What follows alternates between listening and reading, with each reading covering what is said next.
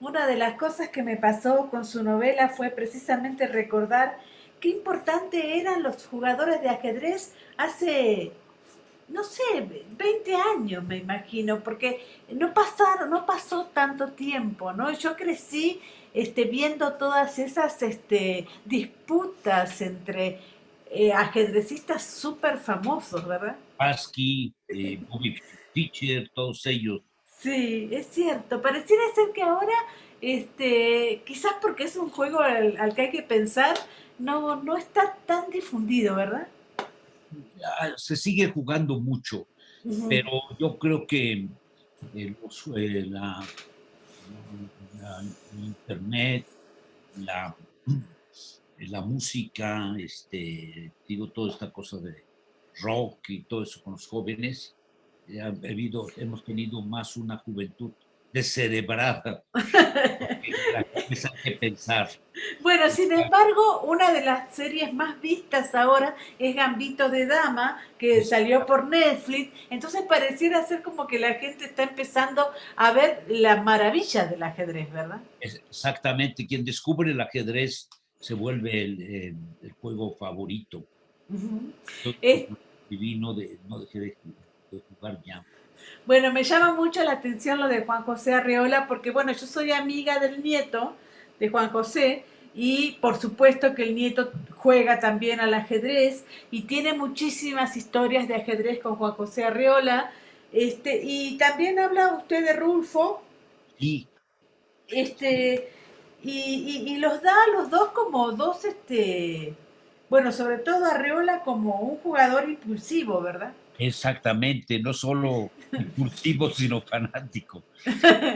Y a veces se desvelaba, le decía qué pasó, me encontraba Juan José y me decía que no pudo dormir en toda la noche. Le digo, ¿qué pasó? ¿Tienes problemas? Dice, no, estoy estudiando las variantes de un juego que perdí. Y todas las aperturas y todo. Siempre estaba jugando. Cuando lo internaron en un hospital porque tuvo una especie de úlcera que se le reventó, Ajá. estábamos nosotros muy preocupados por él. Cuando lo fui a visitar, ya tenía allí un ajedrez portátil sobre las cobijas y ya tenía, teniendo con las aperturas. En ese tiempo, bueno, Alex, por supuesto, es un alter ego suyo, ¿verdad?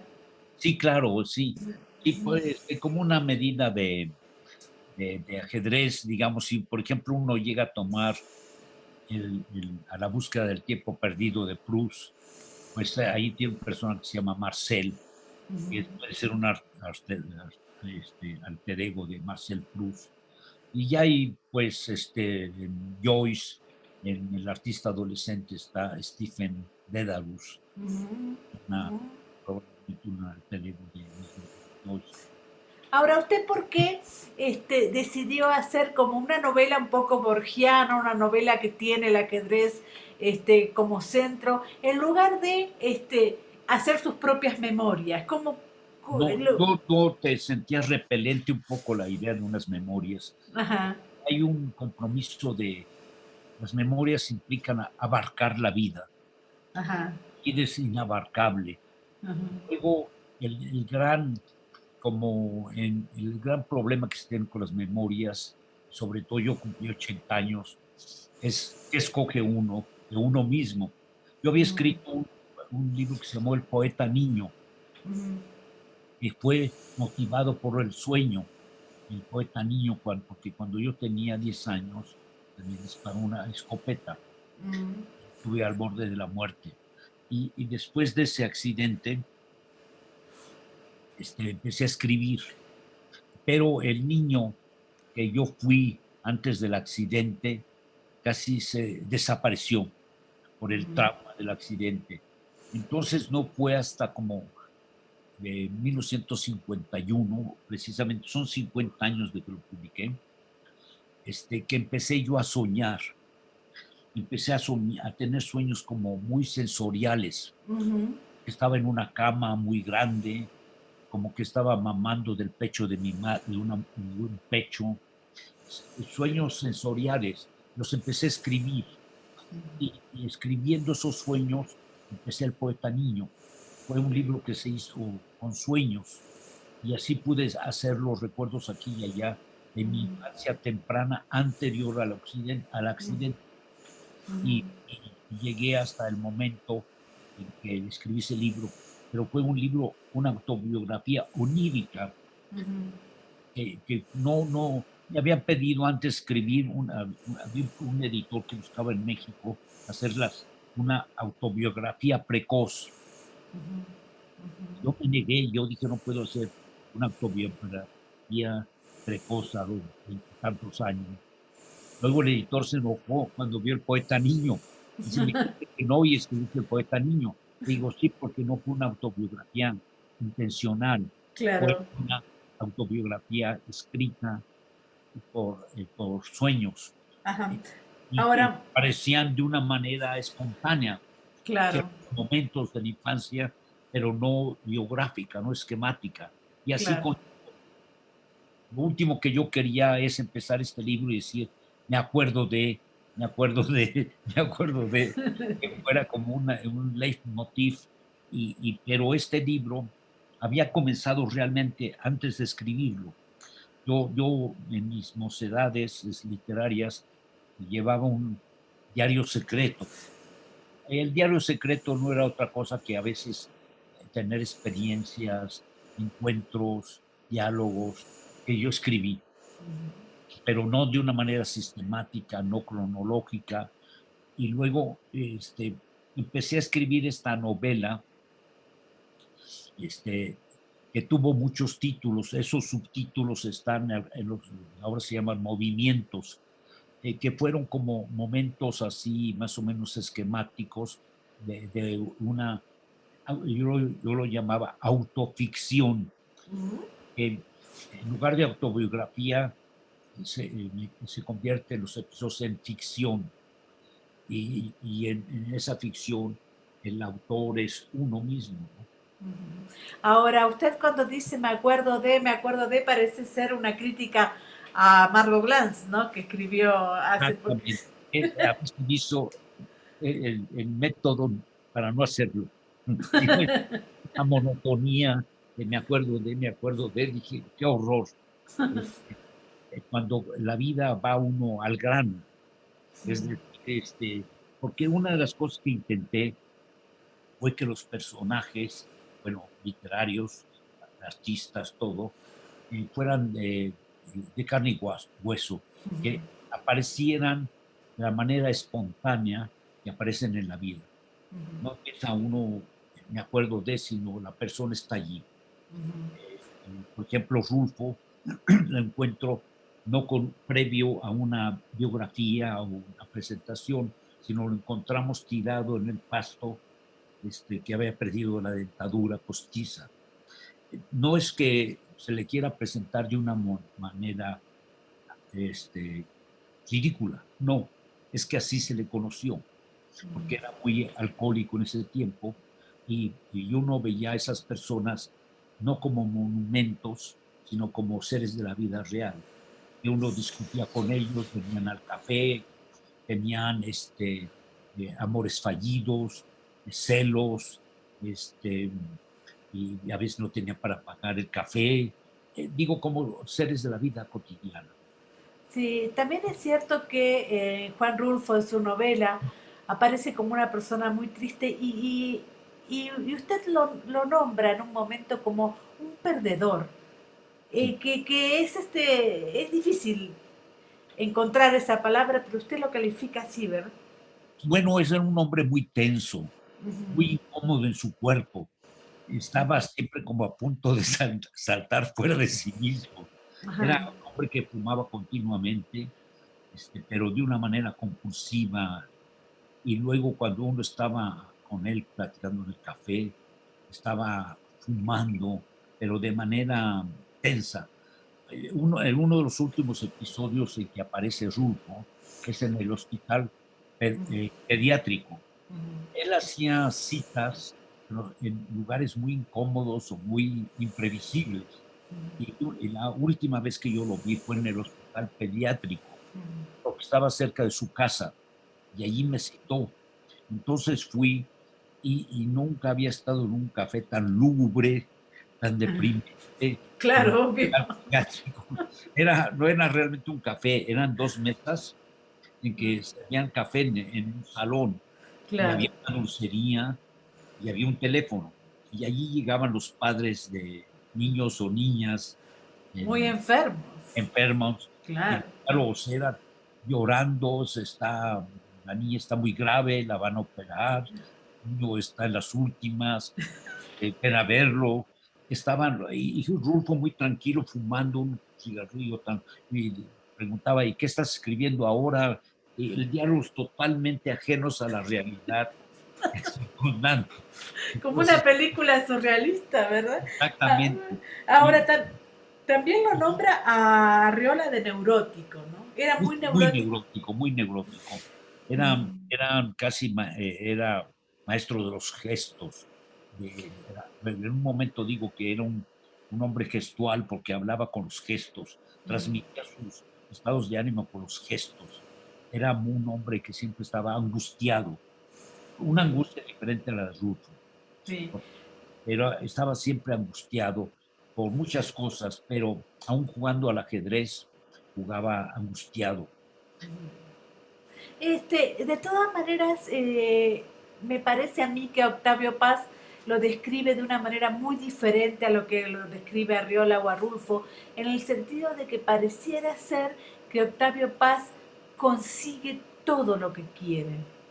¿Es Sí, así? era un hombre más, más dentro de la realidad política mexicana. Yo precisamente antes de que fuera diplomático, porque fui diplomático parcialmente, fue por Octavio Paz. Yo tenía como 24 años Ujú. y venía un aniversario de Rubén Darío y me dijo, ¿por qué no te vas de agregado cultural a Nicaragua para que participes en los eventos por Rubén Darío? Ujú. En ese tiempo estaba Somoza. Yo no Uf, consideraba nada más horrible claro, que participar horrible. en eventos culturales oficiales, aunque fueran en honor de Rubén Darío. Y por ese tiempo me ofrecieron ser consejero cultural en la Embajada de México en Holanda. Claro. Yo pues acepté de inmediato porque Holanda me atraía por la pintura mucho, me gustaba Vermeer, Rembrandt, las ciudades holandesas y luego también por ese mundo calvinista holandés que es muy Claro. sobrio, no es retórico, es muy recogido y muy independiente. Entonces dije, es un lugar perfecto para escribir. Y yo tenía a mi hija Chloe, que era bebita, y pensé que era un lugar perfecto para tener niños, porque eran muy dedicados a los niños en Holanda. Sí, sobre todo además para no encontrarse a Somoza, la verdad que en ese contexto. Sí, Sabe que la entrevisté hace poco a Chloe, una gran escritora, ¿no? Pareciera ser que es genético este oficio, ¿verdad? y bueno, también ella creció entre escritores. Cuando Claro. llegamos a Holanda, estaba el Festival Internacional de Poesía de Rotterdam. Ajá. Llegamos casi en junio, por ahí era el festival, y de pronto pues yo participé en ese festival y fuimos en Rotterdam y ahí recuerdo claramente una sesión en que estaba Robert Lowell, Allen Ginsberg Uf. y estábamos tomando café. Robert Lowell bebía mucho whisky Ajá. y Ginsberg era muy abstemio porque él había experimentado con drogas pero no bebía alcohol. Ajá. Entonces ahí el sobrio era Ginsberg y el neurótico era Robert Lowell. Pero sucedió una cosa, estábamos tomando café y, había cerrado el restaurante porque eran muy tempraneros los holandeses, ya como a las 9 de la noche cerraban todo. Y Robert Lowell quería ponerle leche a su whisky Ajá. y no había. Entonces el Robert Lowell tomó el biberón de Chloe, excuse me, y le vació casi el biberón a su whisky. Y estaba Chloe en su carrito y estaba allí Gisbert, Robert Lowell. Luego había poetas como poeta que se llamaba, escocés, que se llama Hugh MacDiarmid, Ujú. y eran muy afectuosos, tomó a Chloe en los brazos en una excursión. Chloe pataleó porque no quería estar en los brazos de este hombre ya muy setentón, y participó mucho con nosotros entre los poetas. Ujú. Conoció con nosotros a Remy Shaw en París, que tenía fama de misógeno, a Yves Bonpland, a Pablo Neruda. Pasamos Ujú. por París, camino a Holanda, lo visitamos en la Embajada de Chile en París, y Matilde y Neruda casi tomaron de las manos a Chloe para enseñarla a caminar. Entonces, Entonces, ¿usted cree que eso le produjo el oficio de escribir? No creo, ¿no? sí, no, creció entre poetas, entre poetas. Sus amigos estaban entre poetas, entre pintores también, había muchos en Holanda. Y, Ahora, Homero, usted esta última novela, ¿no la ha hecho también para demostrar que puede hacer una novela, digamos? bueno, tuve modelos históricos que me impresionaron en su momento. Ujú. Uno de mis grandes libros era El retrato del artista adolescente de James Joyce, el retrato del artista cachorro de Dylan Thomas, ya había pues, La búsqueda del tiempo perdido de Proust, pero yo no me propuse escribir unas memorias, Ujú. tampoco ni siquiera el estilo proustiano, porque muy de él. Joyce, uno de los temas, subtemas es Dublín, es la vida irlandesa, porque siempre Joyce era muy católico. Entonces, yo viví en otra circunstancia y yo dejé que la temática, la temática hiciera el libro. Yo comencé como diario secreto, tomando notas de la vida real, y fui construyendo el libro a base de recuerdos. Y hubo un momento en que ya tenía demasiado, es extraño, pero la novela se estaba extendiendo como a 900 páginas, cosa que me excedía. Mi propósito era hacerla muy consistente y muy vivaz, y evitar todos los capítulos puentes y todo. La novela se constituyó así, a base de recuerdos. Yo confío en lo onírico, era casi una novela onírica, en que recordaba a veces en sueños algunas situaciones. Por eso a veces un poco el aspecto onírico es muy importante, tratar Ahora, un recuerdo intencional. Ahora, hay muchos libros de ahora, bueno, puedo recordar a dos dedicados a Octavio Paz, a Pablo Neruda, esta poeta Malva Flores. Pareciera ser que estamos como intentando recuperar esas cosas que pasaron ayer mismo, digamos, porque tampoco ha pasado tanto tiempo, digamos, ¿no? Entonces, pareciera ser que entre el ajedrez, la neurosis, el alcohol mismo y estos grandes escritores, se gestó un poco la historia cultural de México, ¿verdad? Y claro, pero el problema, por ejemplo, con Octavio Paz, ¿me oye? Sí, sí, sí, por supuesto. Octavio Paz dijo algo que a mí me pareció horroroso. Ujú. Y cuando dijo que los poetas no tenían biografía. Ujú. No lo dije, no lo manifesté, pero me pareció que no era cierto. Ujú. Muchos sí tenían biografía y algunos poetas tenían varias biografías, como Fernando Pessoa y Claro, los heterónimos. claro. Eran cuatro. Y Octavio no era mucho por la prosa, por la novela, era más por la poesía, crítico de poesía. Y luego teníamos a Neruda, por ejemplo, que tampoco era muy por la prosa, escribió prosa, pero era más bien la poesía. El Canto General es un libro de una crónica política, histórica, pero muy estructurada en la poesía.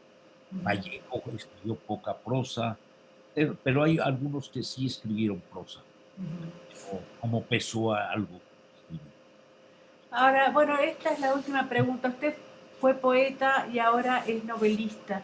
qué cosas le pasaron en el medio, qué cosas cree que tiene que tener para ser novelista y qué cosas cree que tiene que tener para ser poeta.